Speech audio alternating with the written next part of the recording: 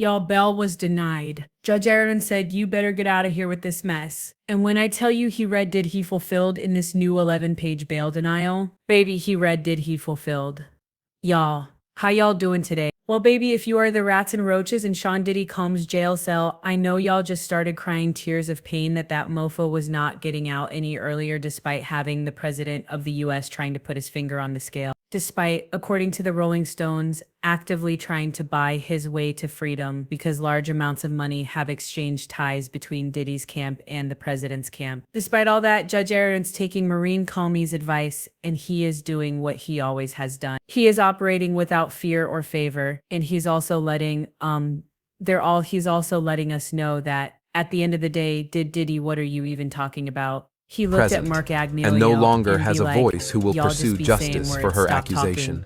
Stop talking. As of the indictment against Diddy, no expansion of the investigation, let's get into this no isolation baby, orders, you cannot no make equipment this up. access, And when I say I love no to see suspension it, of baby, attorney we love to see it. communication. Let's get into this. Okay, so where do we start? This is like Christmas in July, literally.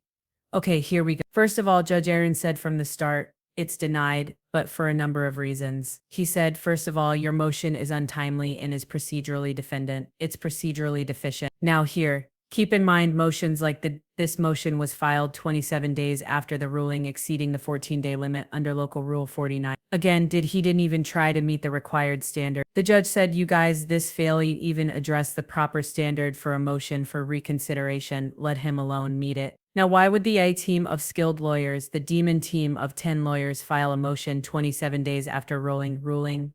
Well, I have my own thing. I don't think it's because they didn't know about the deadline. I think it's honestly because they're trying to put anything out in the media that Trump's team can grab onto and use as a reason for a mistrial. Now, keep in mind when it comes to Trump's team, okay, Diddy is actively, according to the Rolling Stones, trying to buy his way out of this. Money is already being it's already being exchanged. So again, they're not going for anything. They just want a headline that the dummies in the back can be like, oh, well, they filed the motion and now it's unconstitutional. Man, shut up. Anyway, let's keep going. All right, the judge points out there is no new legal or factual basis for reconsideration. They said there's no intervening change in the controlling law. There is no new evidence. There is no clear error and no manifest injustice. They even cited Virgin Atlantic Airways versus National Mediation, saying a motion for reconsideration. Ragnapelio is not intended as a vehicle for relitigating old issues or otherwise taking a second bite of the apple.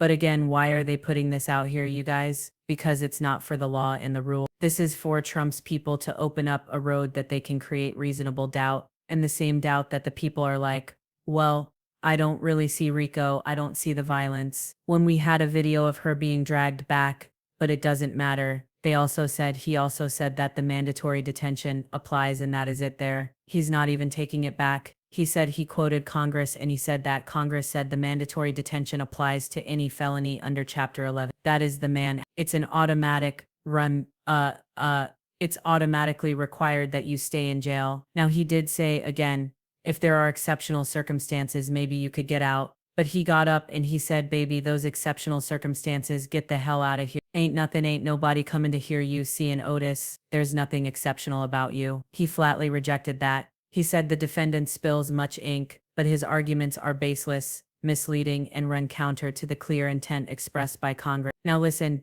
he dragged him on that one. He basically said, you talking so much, you using a lot of words, Mark Agnello, but you ain't saying it. He said a criminal conviction, even one the defendant suggests is novel, is a far cry from the types of exceptional reasons that are cited. Prior similar cases involved less violent, less persistent, and more cooperative defendant. What do we mean by more cooperative? Y'all remember that hidden cell phone? The feds raided Diddy's thing and say, yo, if you got any other evidence, electronic devices or whatever, you need to pass those along under this search warrant and court order. Diddy found the cell phone. He did not give it up. He called KK and said, yo, I think I got some evidence. Right, the evidence turned out to be a nothing burger to help Diddy. But the whole thing is the feds were like, yo, give us a cell phone. Diddy refused to get the cell phone. He cited employee-client privilege. He cited this. He cited that. At the end of the day, the judge had to give an actual order that he hand the phone over. Again, Diddy has been trying to not cooperate with the court as much as possible. Again, these similar cases that Mark Agnello is showing,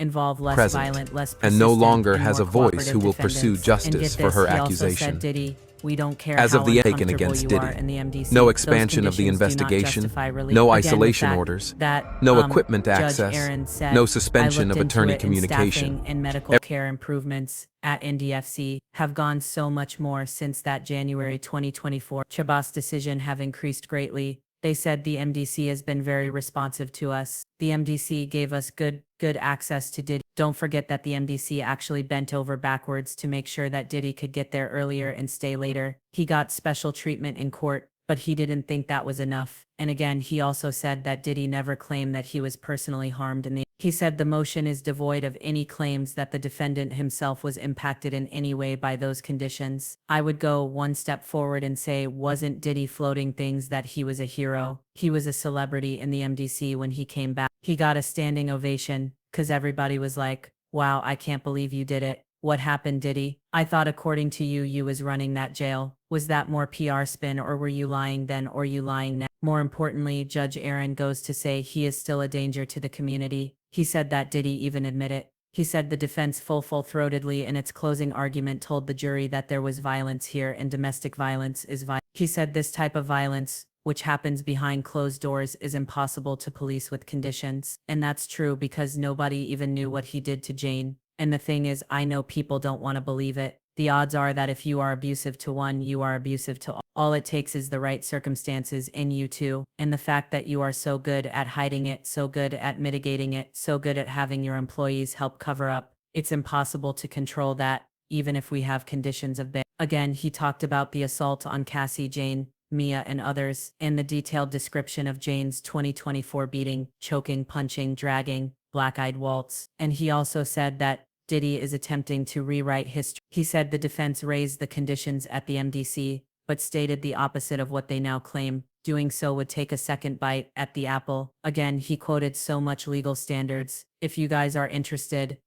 again, there's a mandatory detention after conviction of Mann Act felony. Okay, it did fell under what they define as crimes of violence against, includes Mann Act felonies. There's local criminal rules. The 14-day deadline for reconsideration has passed. And in United States, via being a first-time offender or student is not exceptional. Okay, and there is a strict standard for reconsideration. Again, you guys listen, I'm gonna go live later to talk about this, but Judge Aaron read Diddy down, spills much ink explaining why, but his arguments are baseless and misleading, fails to meet or even address the proper standard. Defendants suggesting otherwise relying on defunct policies is inaccurate and misleading, fails to present any reason, and this should be swiftly rejected, and the defendant cannot now claim that there was an intervening change. Doing so would relitigate old issues. Y'all listen. Shout out to Judge Aaron and the federal prosecutors for speaking truth to power and saying, we don't care what this administration, what will or plan to do right now. If it's under our watch, we're gonna